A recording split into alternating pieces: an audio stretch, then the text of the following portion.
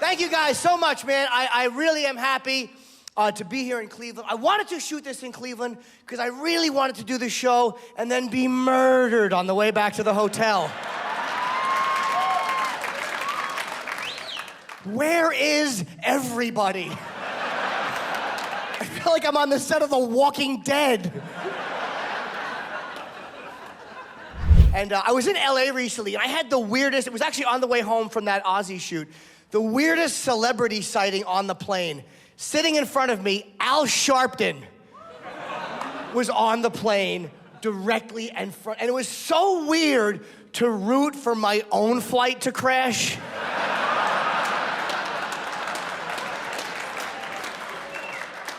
Talk about mixed emotions as the plane is going down.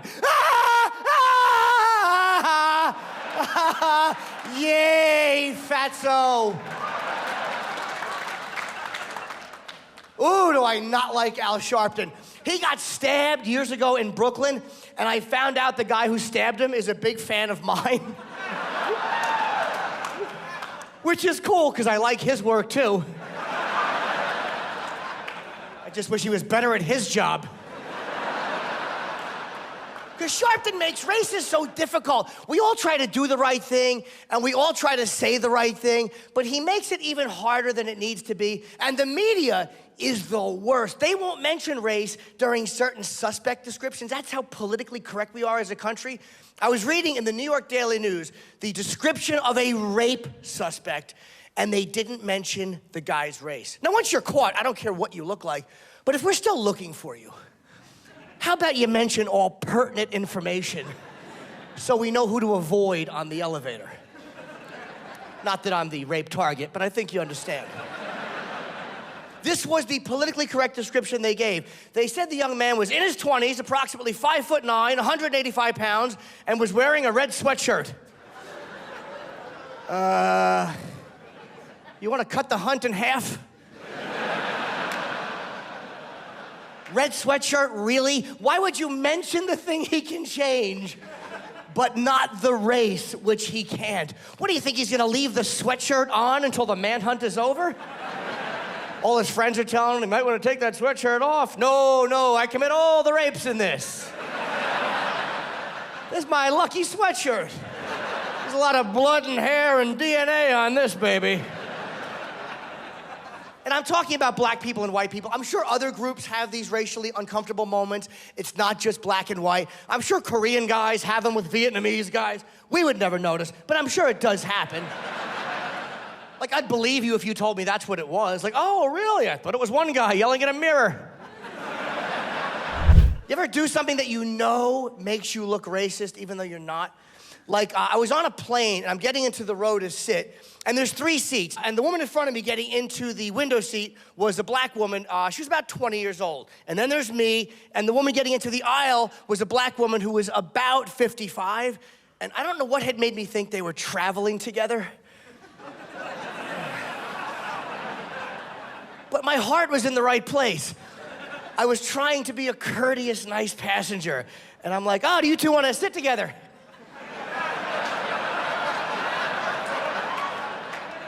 You ever have words come out and you immediately want to put them back in with a shotgun? I recognized my mistake fast because the younger woman actually goes, sit together, and the older woman was like, why would we?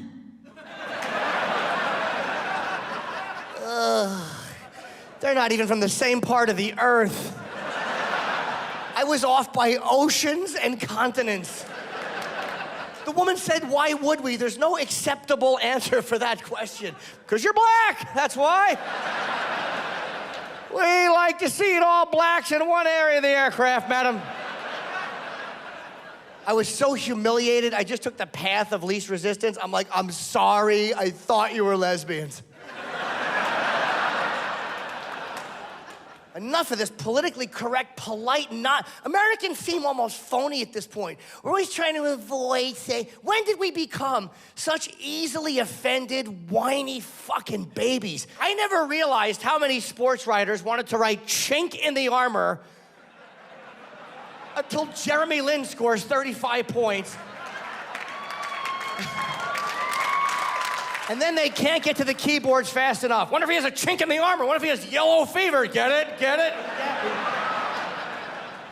Holy shit, we love to watch. And I think people use this eggshell walking that we do to their advantage. Like, people play semantics games. Like in New York, the big story for the last couple of years, they want to put a mosque at Ground Zero in New York City. Which, yeah, I would prefer they didn't. But I don't want the government to tell them that they can't either. You can't legislate anything with religion. I have no legal argument, and here's my whole legal argument. Why don't you want that mosque at Ground Zero?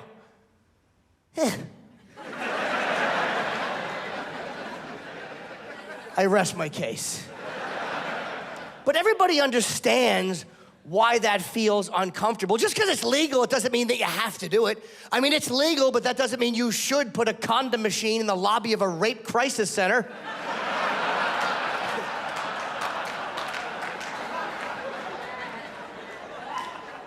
And the people running the mosque project were playing these word games because they thought people would be too uncomfortable to say the truth. The guy was like, I don't know why anybody would be offended by a mosque at Ground Zero. There are strip clubs in that area. Thank God. And he's like, why doesn't that offend people? Gee, I don't know, stupid. Maybe the implications are a little different. Girls with big glittery tits didn't hijack planes and fly them into the buildings. They had, I'm sure we would have forgiven much quicker. I know I'd be a lot more open-minded about it. Well, this gal's upset. Let's see what she has to say. And when did airport security become this shocking procedure in America? I love the fact that we act like such civil liberty victims because they want to frisk us. Why do they have to frisk us at the airport? Gee, I don't know. Maybe because we don't live in utopia where a guy's walking through and they're like, hey, do you have a bomb? And he's like, you got me. Like, what do we expect? We demand safety, we demand security, and yet we bitch and moan every step of the way and feel victimized. And people are like, well, profiling is never right. Bullshit. We just don't like negative profiles. You've never heard anybody complain about a positive profile. Hey, is that your kid? He looks kind of smart. Whoa, him? No. No, his mother drank the entire time she was pregnant with him. Ruins every, go ahead, say something. See, dumb motherfucker, watch it. Bullshit, it's only a negative profile, and I get stopped 70% of the time that I'm going through airport security. They ask me to step aside. They're profiling me, and they don't look at me and think Islamic terrorism. They look at me and think Oklahoma 95. I look like every disgruntled, creepy white shooter. And it's mildly annoying at worst. It's not that bad. It doesn't ruin your life. They're like, could you push your arms out, please? And all right, you feel a little self-conscious because you're standing in crucifixion pose. And typically nobody standing like this is doing well at the moment. And, the pat-down used to be a quick functionary one, and now it's a little more involved. They come under the wrist and under the armpit, down the torso, around the waist, one hand on the outer leg, one hand up on the inner thigh, and you really want to creep them out when they touch the inner thigh, go,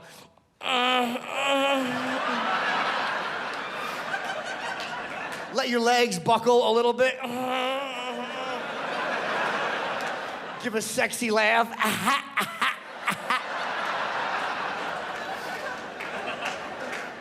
And then they press very firmly all the way down to your ankles to search for weapons. Now, I always wear sweatpants when I fly, and I take Cialis. It's the recipe for an amazing moment. At least once every flight, I have to elbow the person next to me and go, oh.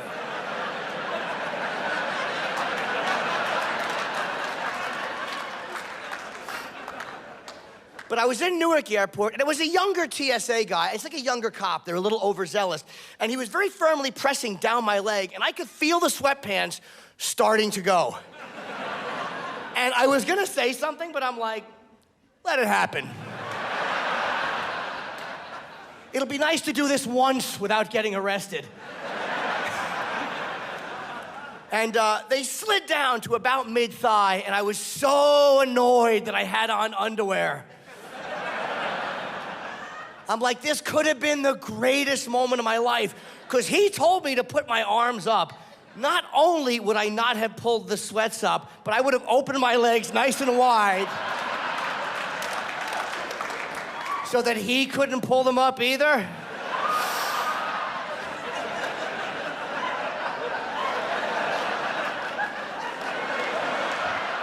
Ball's in your court, officer.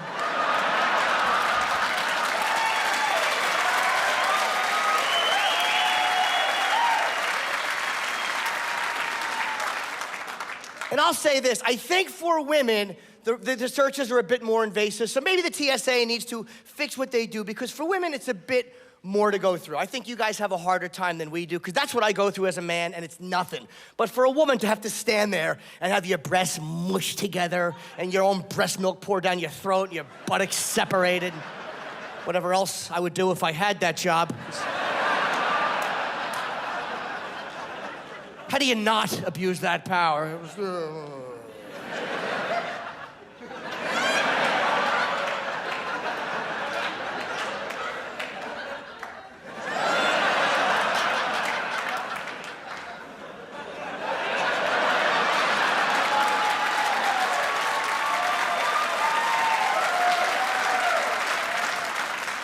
You're no terrorist.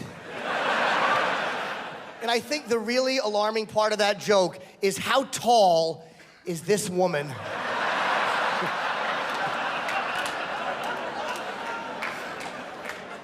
So then they install these full body scanners, right? Where you stand there for 10 seconds and they take an x-ray of you, and people complain about that. And it's like, I don't know what we expect, but people's self-centeredness, people were afraid that somebody was going to capture the image of them and see the photo-negative outline of their penises or their breasts, or in my case, both, because I'm in horrible physical shape. And you would see these awful people on the news like, I don't want to see myself and my wife uploaded to the internet. Nobody wants to see you and that horse you walk down the aisle with. You pompous idiot. You think you're the couple I jack off to when I'm looking for porn? The 45-year-old account executive, you're packing 5 inches, your wife has one breast larger than the other. She hasn't shaved in 6 weeks. Her bush looks like the big ragu from Laverne and Shirley.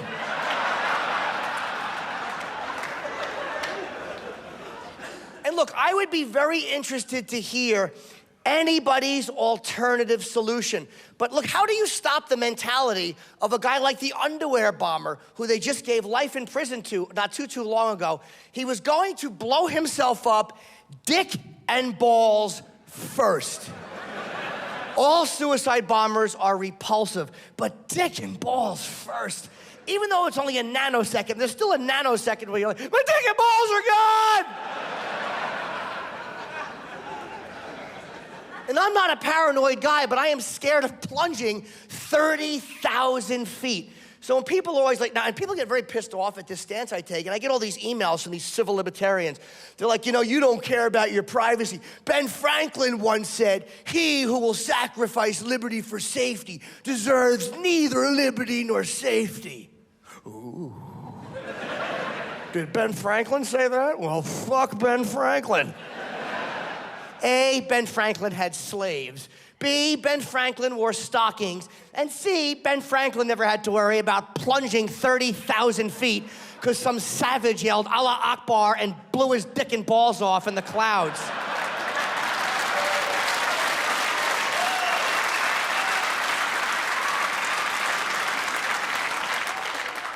And don't get me wrong, I value my privacy as much as any person in the room, but we're a nosy country. Why don't we just admit how nosy we are? I'll be interested in hearing people talk about privacy when there's an accident in the southbound lane and the northbound lane maintains 65 miles an hour. Then I will believe people when they say they value privacy. Until then, we are a country of morbid jizz buckets who like to watch other people's lives go into the toilet. So let's shut the fuck up. The only politician I really, really hate, and I don't even want to hate him because it's too predictable a position for a comedian to take to hate the arch conservative, but Rick Santorum, I really, really detest as a person. And here's why I hate him. I'll explain why. Not just because he's conservative. I hate anyone who wants to legislate against gay marriage. It just annoys me because he wants to go after gay marriage, heavy metal. And it's like, come on, gay marriage and heavy metal, that covers the ears, the mouth, and the asshole. Any other holes you want to regulate, you fuck? I don't pray often, but when I do, it's that Rick Santorum is arrested for blowing somebody in a rest area. Oh. I have never wanted TMZ so badly to get a photo of a guy pulling his mouth off a hole in a bathroom stall. That's the sound of the camera. With a large penis hanging, of course, because it's just been drained by a professional. With a little piece of spittle connecting. Yeah, because he does it to the root. Fucking asshole. And I also hate him, but I don't hate him because he's pro-life. I happen to be pro-choice because I'm still having sex and I can't keep an erection with a condom, so abortions are good. Really, not only are abortions good, but I stock up on morning after pills just to slip in your beverage. Go ahead, knock yourself out. Why is it fizzing? Yeah, it's just a little concoction called the tuition saver. Go ahead, enjoy.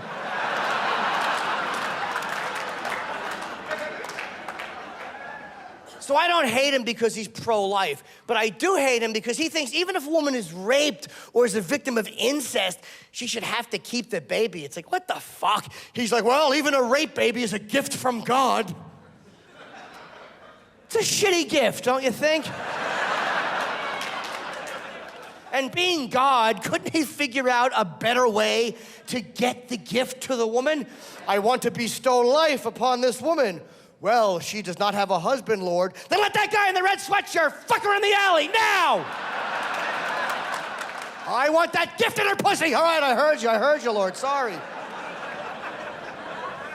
It's a gift. So I guess that means it wouldn't be a crime if I went to Rick Santorum's house and jerked off over his face as long as I yelled happy birthday as I jizzed in his eye.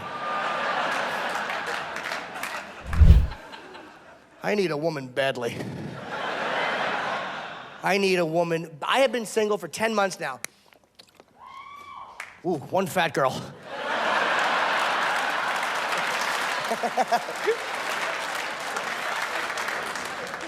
I can't see you, miss, but the fact that you went, woo, you gotta be pushing 350.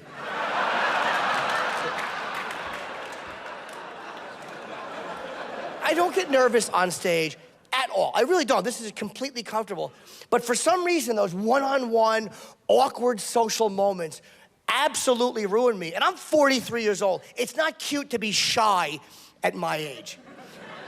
Being shy is cute when you're like 21 or 22. You know, you walk up like, hi. Women are like, oh, get over here. You're cute. You know, if you're trying to fuck Paul Lynde. Horrible impression of a woman that was. I clear my throat a lot, which you don't even notice when you're talking to another guy, and I never realized how gross it was until I got that look. Because I think I'm lactose intolerant, nothing to be alarmed about, I'm gonna be okay. But certain foods just make me like, "Ugh," which is sickening. If you're like, so I, "Ugh, and I know I do this, and I'm such an ass. You think I would avoid certain foods, but I'm at the bar, and I'm like, yeah, the lady will have a vodka and a buttermilk for me, please. And then for 35 minutes, I'm like, no, it's just mucus and phlegm clinging to my vocal cords as I try to get your underpants off. It's even worse if you're going down on her, because she's just gonna blame herself.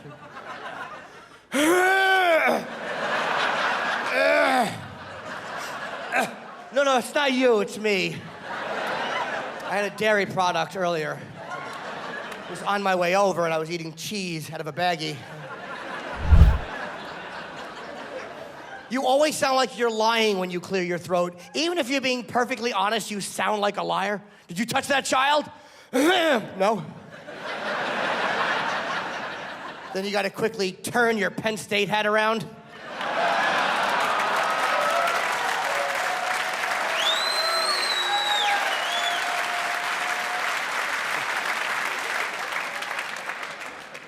Now, I understand that was a tragic set of events, but for comedians, it was a dream come true. And enough with people getting mad about making fun of that. Tired of fucking Joe Paterno. Everybody saying what a legend he was. Look, I'm sure he was a great guy, but as far as I was concerned, when pretty convincing pedophilia allegations arose, he didn't do enough. So fuck him. When he died, I made fun of him. You know, people, and then he gave that self-serving press conference, which was really irritating.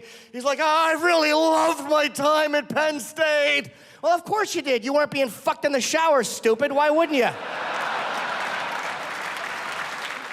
I thought Bob Costas did a good job when he interviewed Sandusky. He asked some really good questions. But Sandusky just creeped me out. The sound of his voice made me go like, wow. Because Costas was like, well, why would McQueary lie about what he saw in that shower? And Sandusky's like, I don't know, Bob. You'll have to ask him. Ugh. Are you jerking off now? And here's a word of advice. If you're ever accused of being a pedophile, and Bob Costas says, are you sexually attracted to children? How about this? Say no. It's a 2-letter, 1-word answer. No, your answer should never be longer than that unless you're going, no, no, no, no, no, no, no, no, no, no, no. No, no. But you should not go, well, I like young people. I enjoy being around young people. There's a semicolon and 20 words in that answer, you fucking creep. That's the rule of thumb. If somebody says, are you sexually attracted to children? If the first word of your answer is, well, you're guilty. Yeah, and I'm glad you're laughing at this. It's okay, it's anti-pedophile. So if you're offended by this material, you know what you enjoy doing. Like if you're with somebody right now and they're like, oh, I don't think this is very appropriate at all. He shouldn't be joking about this. Check their hard drive. Because here's the mentality of people who are offended. You know who got really mad at me on Twitter for a Jerry Sandusky joke? Margie Phelps. Now, you know who Margie Phelps is? She's a member of the Westboro Baptist Church. You know those fucking awful people? They hate gays so much, they protest the funerals of our dead troops because they think that God is punishing America for homosexuality by killing soldiers. So they'll stand outside a soldier's wake with signs going like, God hates fags and God loves dead soldiers. And you can't hit them. It's a free speech issue. You cannot hit them. But I do look forward to the day we can give people AIDS through email. So I did a Sandusky joke. It was a wordplay joke. I forget what the headline of the day was. Something like, Jerry Sandusky refuses to face accusers. So I wrote something like, well, of course he doesn't want to face his accusers. He'd rather stand right behind them. Which was rather cheeky of me, I thought. I actually made that face after I said it.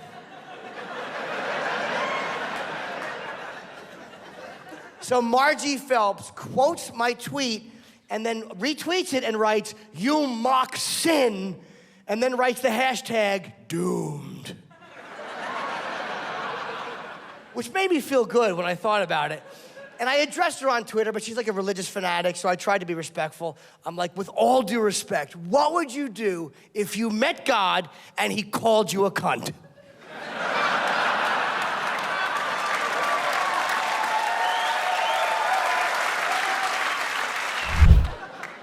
Thank you guys for coming, man. I do appreciate it. And thank you guys for supporting the radio show. We know that you do, and thank you.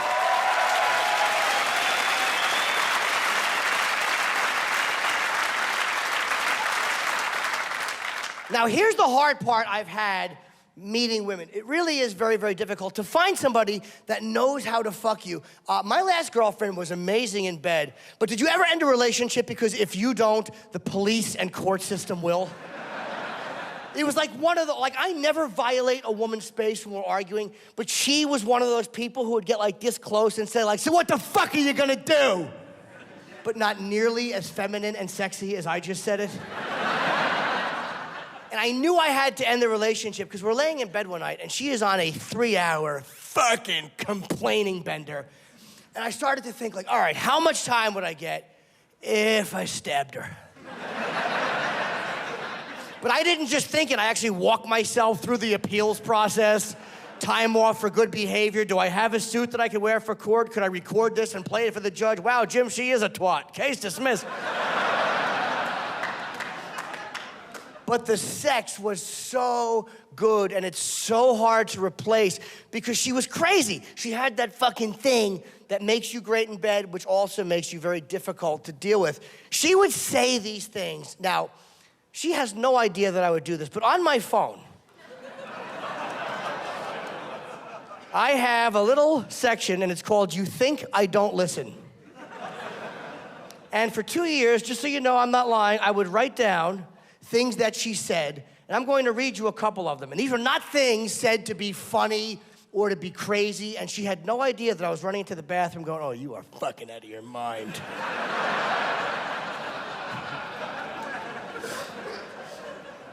We were talking one time, and she goes, I'm not into retards. I don't give a fuck how big their dicks are.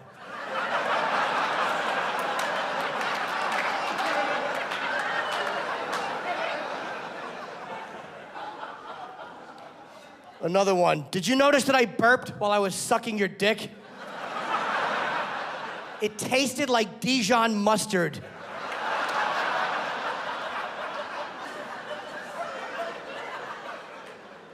Fat guys jerk off all slow and fat.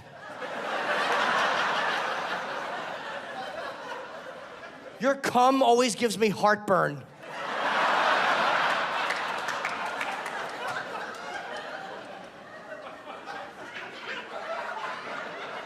This one hurt. If I was cheating on you, you'd know. The next time you fucked me, you wouldn't feel anything.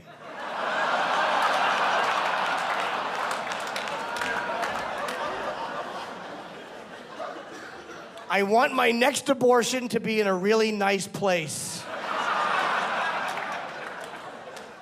And this is my favorite one. I cut such a putrid fart on the train today. Thank God I was standing next to 3 Mexicans.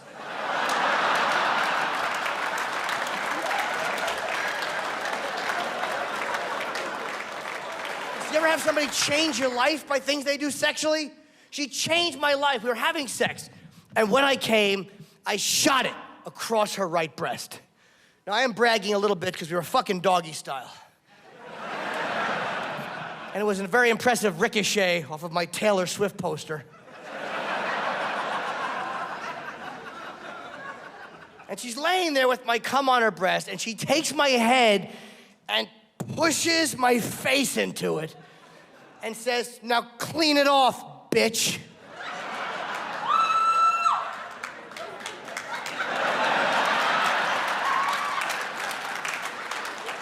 I cannot express the horror as my tongue rolled out. I think I even said, all done. And it had no taste for about 20 seconds. And then that cum flavor hit me. Cum is a horrible beverage. What the fuck is it made of? It's metallic, it tastes dirty with blood and sadness in it.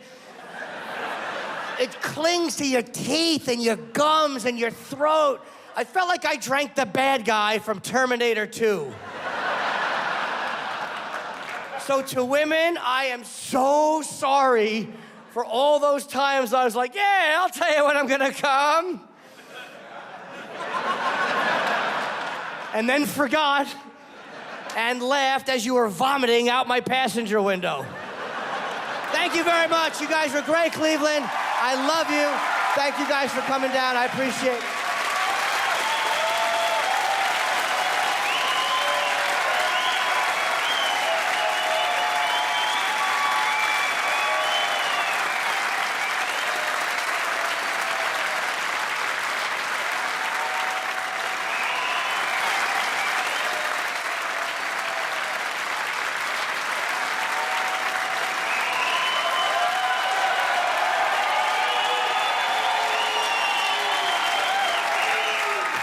Thank you very much. I want to dedicate this show with love to Patrice O'Neal. Thank you very much.